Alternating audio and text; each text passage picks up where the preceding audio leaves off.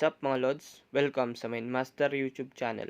At kapag bago ka lang sa aking YouTube channel, o kaya napadaan ka lang, ay pakiclick naman ng subscribe button dyan, pati na rin ang ating notification bell, para lagi kang updated sa mga susunod pa nating mga upload. So, kung hanap mo ay extra income, ay tamang-tama ka ng pinuntahan dahil ang content ko ay patungkol sa money making online. So, nag-upload tayo ng mga video o recording patungkol sa kung paano kumita online. Nag-a-analyze tayo ng website or application kung legit ba or scam. Tapos, gumagawa tayo ng mga tips and tricks para mas mapadali natin yung kitaan online. So, for today's video, ay gagawa tayo ng isang farming tricks na makakatulong sa atin para mas mapadali ang pagkita natin dito sa isang website na to. So, ang website na to ay walang iba kundi syempre si Interesting Mall, which is halos dito na rin tayo nag-focus dahil si Interesting Mall ay isa sa mga pinaka-legit na website na nagbabayad ng tama at patuloy na nagbabayad ng tama mga lods, okay? So, kung ready ka na at gusto mong matutunan itong tricks na to, ay pag-aaralan na natin. Pero bago ang lahat mga lods, kapag wala ka pang Interesting Mall mga lods, ay ang link ng website na to mga lods ay nandyan sa ating description. Maaari mong gamitin para makapagsimula ka na rin at makapaglaro ka na rin dito sa Interesting Mall at kumita ka na rin, okay? So, ano pang hinihintay natin mga lods? Pumunta muna tayo sa ating Interesting Mall para simulan na natin ang ating farming tricks, okay? So, ayan mga lods, nandito na tayo sa aking Interesting Mall. At ituturo ko na nga sa inyo itong tricks na to, okay? So, ang ituturo kong farming tricks sa inyo mga lods, ito yung tinatawag kong equal distribution tricks, okay? So, bakit nga ba equal distribution tricks ang tawag dito mga lods? Kasi dito, dinidistribute yung trend at alternate ng equal, okay? So, ang tendency kapag dinistribute yung trend at alternate ng equal, ang tendency nun, mapupunta yan sa sequence, okay? So, dito sa chart na to mga lods, ipapakita ko yung pinakamagandang example ng equal distribution, okay? So, dito, sa unang,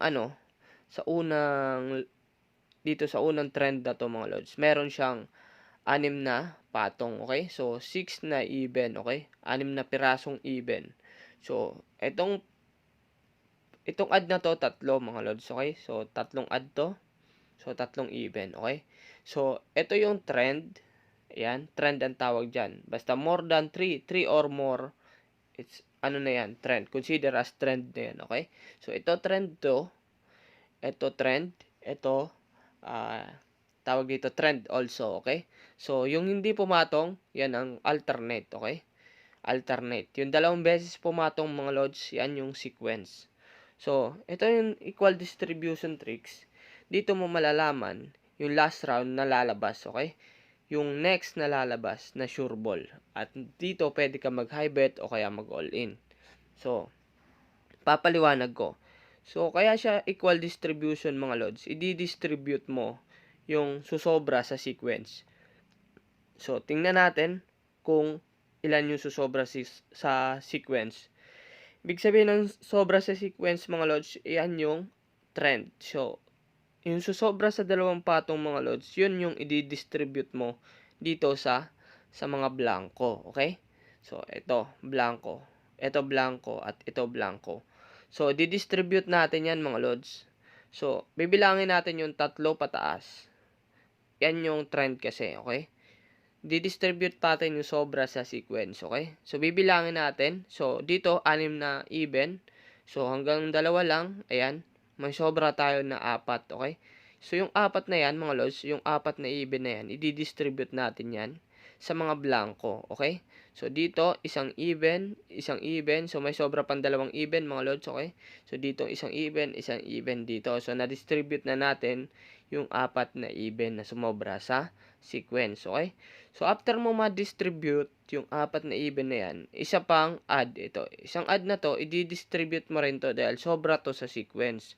So, ilalagay natin yan dito dahil imaginary, na-distribute na natin. Imaginary, meron na lang laman itong blanco na to dahil na-distribute na natin yung apat na even. Okay? So, ang blanco dito, nandito. Which is, yan naman ang pwestuhan ni add. Okay? So, nandito si add. Ilalagay natin dito si add para mag-equal yung taas ng sequence. Imaginary lang mga lods ha. So, isipin nyo na lang kung paano mag-equal yan. Paglagpas ng tatlo mga lods, i-distribute mo yan. I-distribute mo yan sa bawat blanco. Okay? Yan yung equal distribution. So, na-distribute natin dito yung add, mga lods. Ayan, itong add na to. Tapos yung apat na blanco, mga lods, kinuha natin dito sa apat na even. Okay? So, dito may sumobra na isang even. No? So, yung isang even na yan, i-distribute natin yan dito sa kasunod na round dahil blanco siya. Okay? So, yan yung tinatawag na equal distribution. So, after nyan, mga lods, nagpantay-pantay na yung taas nila, sequence na yan. Dahil na-distribute mo na ng tama, sa isip mo, na-distribute mo na ng tama, nagpantay-pantay na silang sequence. Ito na yung tinatawag kong sure ball, okay? So, after mag-equal ng mga yan, mga lods, ano ba bang iisipin mo? Siyempre, bababayan dahil equal na yan. Hindi na papatong yan. Hindi na magkakaroon ng patong yung add dito dahil nga, na-distribute na natin, nagkaroon na sila ng equal distribution. Hindi na yan papatong mga lods dahil masisira na naman yung form o yung itsura ng equal distribution, which is yung sequence, yung consistent sequence, masisira na naman, kaya hindi yan papatong dyan mga lods. Walang chance na pumatong yan. At kung mapapansin nyo sa aking mga upload mga lods, isa yan sa mga sure ball na linalaro ko, at kung minsan nga hindi lang high bet kundi nag-all in pa ako dyan. Okay? So, kung ganyan, equal distribution, na-distribute mo na ng tama, ay ang kasunod na round, kahit hindi pa natin nakikita mga lods, dapat alam na natin, okay? Dahil na-distribute na natin yung apat dito. Ang task niyan, para-parehas dalawa, consistent na. So, ang tendency niyan, alam natin yung kasunod na round dapat. So, ang kasunod na round niyan, hindi pwede pumatong dahil susobra na naman sa bilang, okay? Ang kasunod na round niyan ay syempre mag-i-even na kagad yan. So, tingnan natin kung mag-i-even. So, ayan, nag-even na siya mga lods, okay? So, ganun lang ang equal distribution. Dapat mo lang aralin, bilangin mo yung trend, bilangin mo yung alternate, dapat mag-equal yan sa sequence, okay? So, hanggang dyan mga lods, pupunta pa tayo sa mga next natin example, okay? Ito na yung isa nating example mga lods. So, dito, ganun lang din yung gagawin natin. Bibilangin lang din natin yung trend at alternate. Katulad lang ng ginawa natin. Okay? So, kapag binilang natin yung trend at alternate, ang tendency, mag-i-equal lahat yan at magiging sequence. Okay? So, dito sa first trend natin ay tatlong even, at 8 add. Okay? Nag-trend ng add mga lods. 8. So, i-distribute natin yung mahaba muna, i-distribute natin. O kaya magsimula tayo dito. So, i-distribute natin to dito. Sige, yung isang even na to, ilalagay natin dito sa katabi niya para mag-equal yung taas na dalawa. Okay? So, maging sequence siya. So, ayan. So, may dalawa pang bakante, i-distribute natin itong isa pang even dito para may isa pang bakante dito. Tsaka ito. So, bibilangin natin yung bakante na yan. So, ganito pinakamadali. Bilangin nyo yung bakante. So, 1, 2, 3, 4, 5, 6, 7, 8. Okay? So, 8 yung nasa blanco. So, bibilangin naman natin yung sobra sa sequence. So, dalawa pataas. Bibilangin natin yan. Yung trend. Okay? So, 1, 2, 3, 4, 5, 6, 7, 8. So, equal siya, mga lods. Kapag dinistribute mo yung 8 na pumatong yung sobra sa sequence, at kapag linagay nyo yan sa blanco, ang mangyayari dyan, yung tendency yan, mag-i-equal yan ng sequence. Magpapantay-pantay yan ng dalawa yung taas.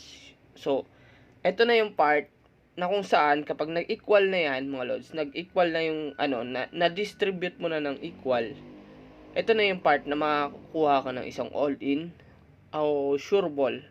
Hindi lang basta pang high bet, pang all-in pa mga lods. Okay? So, after mo ma-distribute yan, dapat may idea na tayo ulit ng kasunod natin na result, okay? So, sabi ko nga, hindi papatong yan. Dahil kapag pumatong yan, masisira na naman yung equal distribution, okay? Lalagpas yung bilang. So, syempre, 100% lalabas yung even, mga lods. Ayan. Para ma-distribute ng tama, okay? Ayan. So, ganun lang yung equal distribution, mga lods.